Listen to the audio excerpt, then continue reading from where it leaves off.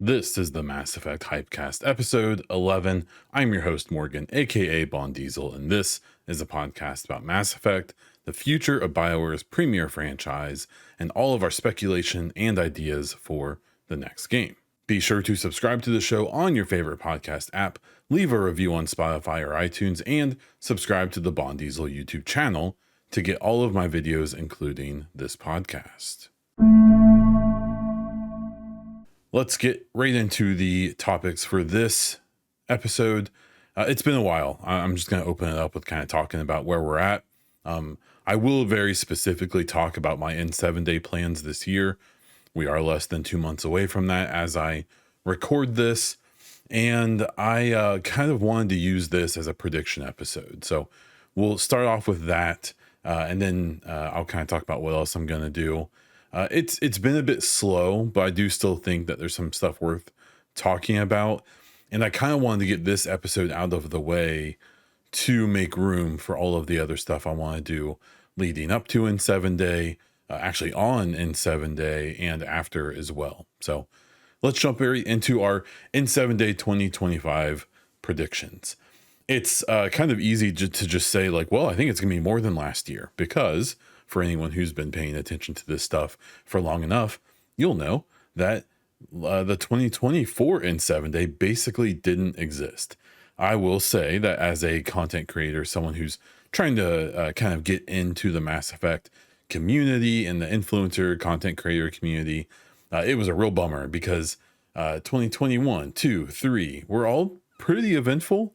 In 2021, we had the Liara recording and the cool poster and some, I believe, concept art. 2022, I think it was a bit slower, but still had some interesting stuff. 23 had a 30-second trailer. 2024 had a literal JPEG on social media. And they did do the Dragon Age, the Veilguard cosmetic drop, which is one of those things that it was 2 sets of armor that were just aesthetic in the Veilguard.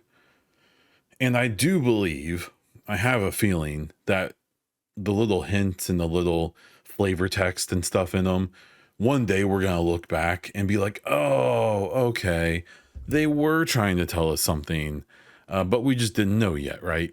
So I feel like most of the stuff we've seen so far since 2020 is mostly going to be like hindsight stuff, like, oh, they showed us that thing and we should have realized it meant this, because they've been pretty vague about everything.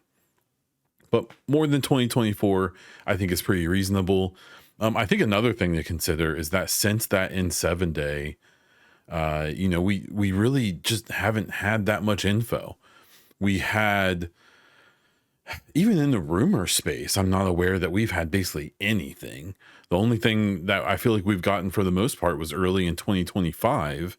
They had the blog from Gary McKay, the head of BioWare, which was, in my opinion, an exciting blog because it was the first time they had ever said, hey, Mass Effect is our main project. That's what we're focusing on. No second games, no second teams. This is what we're making, which was exciting. And it wasn't exciting because this was also when they let go a decent number of, arguably a majority, or at least a majority of the known writing staff for like historical people, like the Weeks couple and so on and so forth. So, and that was when they announced that, oh, hey, remember all those developers that we quote unquote temporarily placed with other studios after the Veilguard released? Well, they're staying there. I know of a person specifically who is like who appears to be a pretty big deal in the gaming animation space, who had worked for 4 or 5 of the like top studios in the world, who came to BioWare just to work on Mass Effect. After he got hired, they sent him over to work on the Veilguard, and then after the Veilguard, sent him to another studio and then permanently placed him there. And they left. They went and got a different job.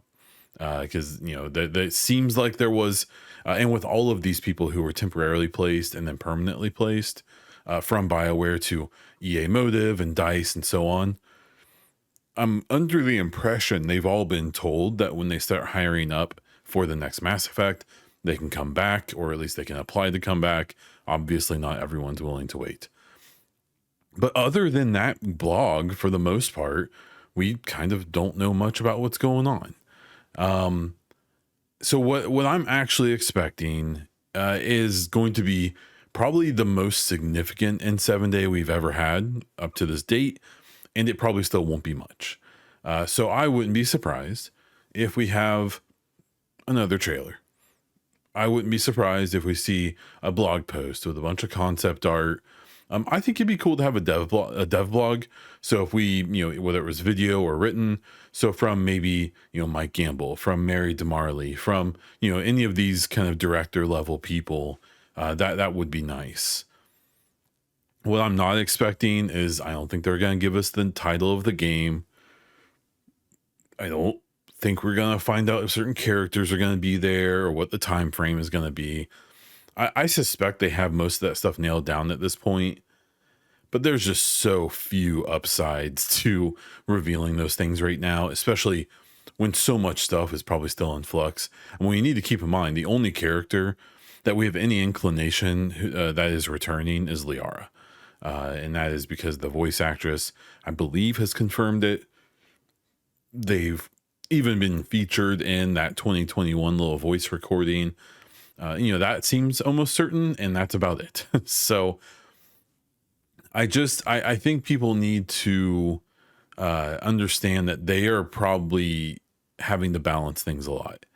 There's only going to be so much they can show us. Now, in theory, it's been a good year, almost, if not already, at this point, that they have gotten to focus on this game. So even this small team, we are under the impression BioWare is probably around 100 employees, maybe a few more, maybe a few less.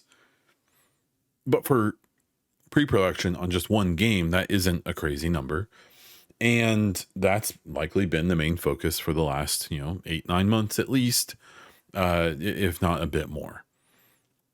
Hopefully from that comes, like I said before, concept art, some details. I'm sure they'll have one common thing over the last few years was them basically hiding these little hints and clues in the actual blog itself. That's how people came upon the Epsilon thing that led to the trailer that we had back in 2023.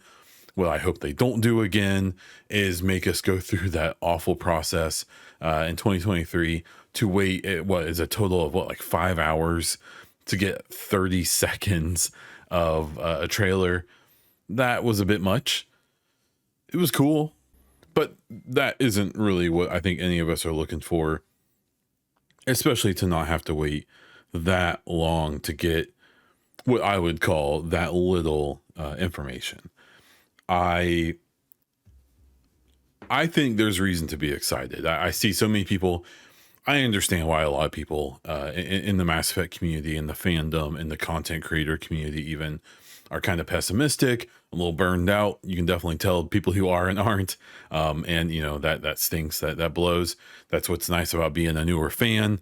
Someone like me who has really only gotten into this game in the last, 3-4 years.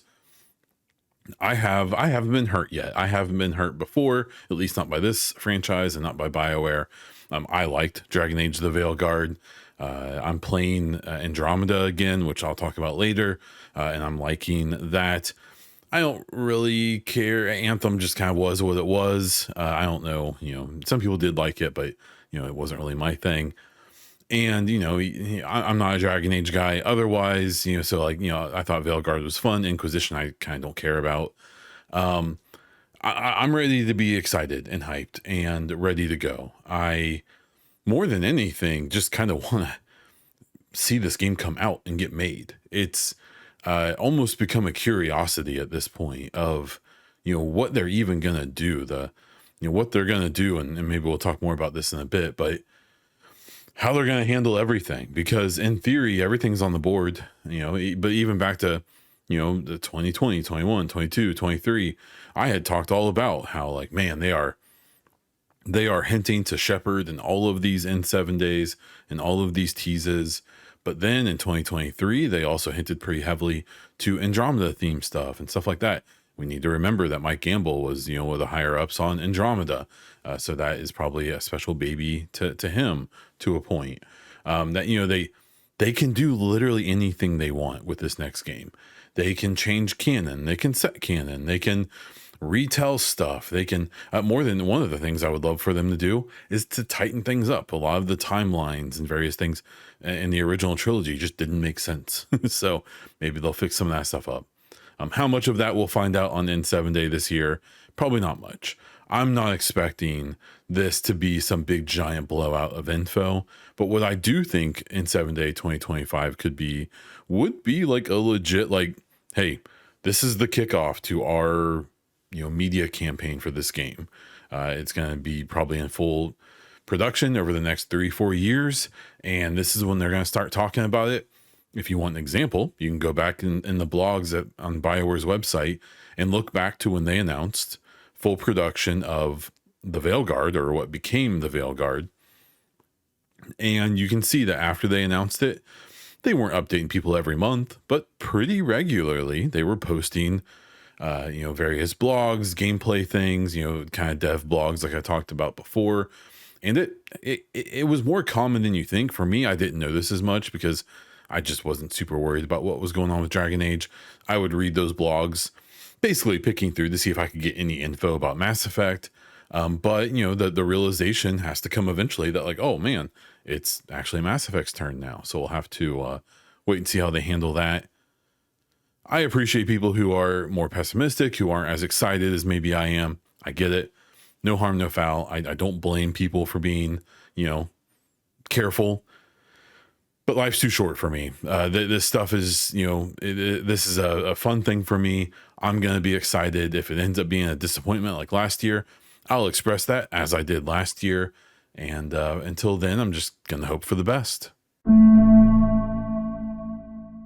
The next topic is a hiring uptick. So I think this is worth talking about because both of these things have happened since the last podcast. I believe I did the last episode back in June, and this is one of the longer breaks I've taken between. It's mostly because there hasn't been a ton to talk about. What has been interesting is back in July, at the end of July, they put up a job posting for BioWare, for Mass Effect specifically, for a lead level designer. This is a not entry level, but not senior position from what I can gather. This is kind of like a middle or like upper middle position that kind of makes sense in the current state of BioWare. They're probably not, at least at this point, not bringing in, 50 to 100 new, like low level people that just knock stuff out. They're, probably building from the top down. That would kind of make sense, which was reinforced even more in the next month in August when they put up a listing for a principal level designer. Now, both of these positions are still up. I'm recording this on the 10th of September. So either they haven't been hired, maybe they're hiring multiple of these positions. I would need a game dev or someone more experienced, especially in AAA game dev, to tell me whether or not these positions would have multiple or not. I have no idea. It's what I've really been pushing, especially with all the concerns about whether BioWare even survives this development cycle, what's going on after the Veilguard, and what's going on with EA in general. Any news is good news. Any movement with BioWare is good news if you want this next game to come out. The longer they're quiet, the longer nothing at all happens, the longer they show no signs of life, the better. Or the worse, because we want them to be making moves. We want them to be showing signs of life, essentially. And, hiring these two positions makes sense. It also is interesting because it likely means that they're getting to the point of designing the play areas and the worlds and trying to get into that aesthetic and figure out, kind of what their rules are going to be for the places they make and the kind of game they're making. I've long been hoping that they do very much more of a trilogy-esque hub and mission style game rather than Andromeda has that to a point. Andromeda and Veilguard are actually fairly similar in that way, where there's these like semi-open world areas and there's multiple of them, and then the missions kind of branch out of those. I don't really love it because, like, if you could give me, maybe more detailed and more in depth and more in number missions with unique places and things like that, I would trade that for having these semi-open world hub kind of areas. I'm more than happy to have, the next Mass Effect game have our ship as a hub, maybe make it explorable, kind of like the Tempest in Andromeda, where you can just freely walk around it. Give us the Citadel as a hub, obviously.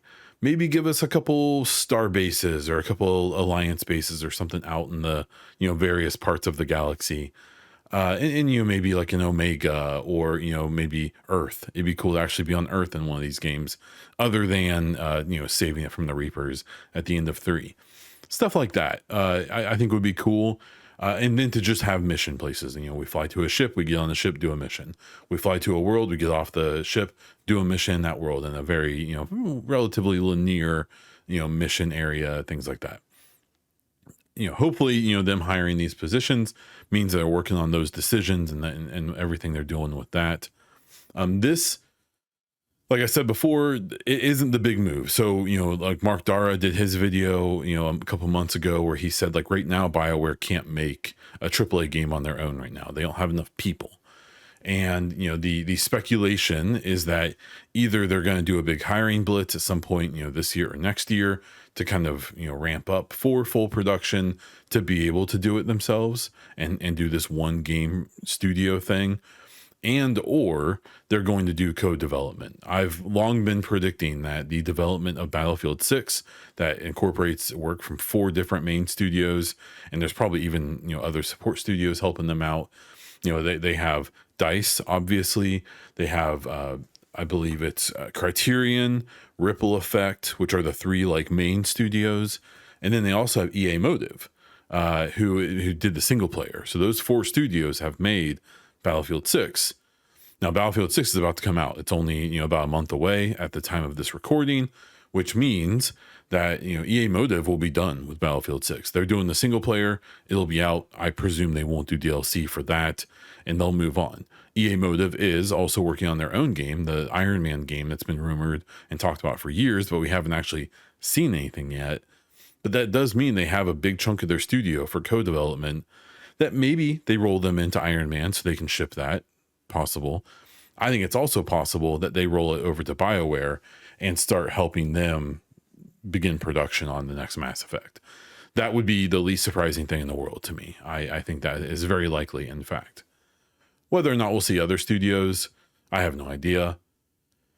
The other Battlefield studios, Criterion, Ripple Effect, DICE, like they're going to be focused on ongoing support and DLC and such for the multiplayer of Battlefield 6. I don't expect to see them helping. But yeah, I think we don't believe that the next Mass Effect is in full production right now, and it probably isn't happening anytime really soon. I've been guessing by the end of this year for a while, but that may not be true. It may be maybe beginning of next year or something. But I think one signal to it coming up would be if we saw a big blitz of hiring, which we have not quite yet. So at the end of this segment, hiring good, showing life is good, probably doesn't mean they're in full production yet, but only they really know. Getting back to N7 Day, I kind of want to talk about my plans for it. So I will have, I have this podcast coming out right now here in September. My plan in October is to put out a video and a kind of a what we know so far video. I've done this every year so far. It's gotten quite long, so I'm going to try to condense it a bit this year and maybe refer to the old ones if people want more detail. But it's where I take every single thing that we've heard and every leak and every rumor and basically go through the whole thing in one video. And I believe last year, and I'll do it again this year, I broke it up into years. So it was kind of segmented. You could see what happened when. Obviously, in the previous years, there's a lot more rumors and stuff from like Tom Henderson and Jeff Grubb and things like that, where I'm not even under the impression that's happened much lately. But we'll kind of dive into all of that. And without much speculation and stuff, this is where I will dig into some of the things that some of the rumors and some of the analysis of each N7 day and the things they showed us. But I'll try to refer more to those. The back when I did the videos more, focused on those things, so that it's not like a 2-hour video this time, where I think the what we know so far video in 2024 I think is over an hour. So I will try not to subject you all to that again, but we'll see what happens. You never know. So I want to do that video in October. I am planning on live streaming the day of N7 day, just probably jumping on around lunchtime. I feel like that's when in the past they've been posting things, if they're going to post things, and we'll start digging through that, just kind of hanging out. So make sure you're following me on Twitch if you want that. It's just Bond Diesel on there. As they reveal things or as the blog comes out, maybe they post other stuff, trailers and so on. We'll dig through those live. And then once that's over, I'll start, preparing and kind of getting ready to post, social media posts and YouTube videos. This will mostly be analysis.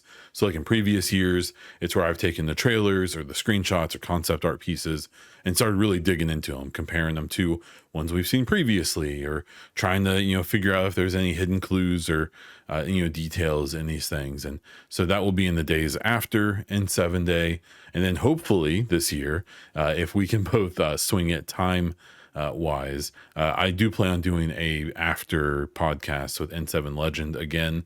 We had done it, I want to say in 21 and 22 or 23 or 22 and 23. And then we didn't do it last year, honestly, just because there wasn't really much to talk about. I maybe we could have figured something out to make it happen, and we just didn't. And, life happens, and we're, getting older, families, all that stuff. So, but I do think that we should be able to do it this year. And hopefully they give us an N7 day that is worth talking about for a half hour or an hour or whatever he and I end up doing. We are both yappers. So once we get going, I think the last episode I did with him, we had to break into 2 pieces because it was just long and I didn't expect people to listen to it all the way through. We'll see what we do this year. But yeah, so those are my plans for N7 day this year. Again, this was kind of trounced last year. I did all the lead up stuff, and then N7 day happened, and I'll never forget them posting that little JPEG on social media being like, hey, it's going to be a slow year this year, so don't expect anything. We're excited to tell you more soon, or whatever they said. Luckily they did come through with the Dragon Age Veilguard cosmetic drops, and that was fun to kind of poke into. But yeah, I'm hoping for more than last year. But this is also what I get for focusing a lot of my content on a game that likely hasn't even entered full production yet. So in the lead up to this next N7 day, I recently finished a Mass Effect Trilogy PC modded playthrough, which I had a lot of fun with, especially at the end. And I jumped right into a new Andromeda playthrough. Now for me, I had never played Andromeda on PC before. I'd only played on Xbox Series X. And why that's a problem is that even back in the Xbox One days when Andromeda came out, they did a kind of next-gen patch where it allowed higher resolution, so up to 4K on Xbox One X, but they never released a 60 frames patch. And with Xbox, at least on console, they never did the FPS boost program, which was a thing with the Xbox Series X and I think S, where old games basically automatically got brought up to 60 FPS, even if the actual developers never patched that in. I don't know what they used to do it. I'm assuming it was some kind of machine learning or something along those lines. What's funny is that Dragon Age The Inquisition got it, a game that was multiple years older than Andromeda, but Andromeda never did. And you can tell when you play that game on console, it doesn't feel great. It looks okay, but it's 30 FPS and it feels very sluggish. Playing on PC with, I did some light quality of life mods. I will eventually post a my favorite Andromeda mods video on my YouTube. With some like quality of life mods, I've really enjoyed the experience. It's the most I've enjoyed Andromeda this playthrough. Not to say that it's my favorite Mass Effect game of all. I'm definitely not saying that. But I will say this has just made me feel better about the game in general. And it's also led me to explore a lot more than I did in the previous playthroughs.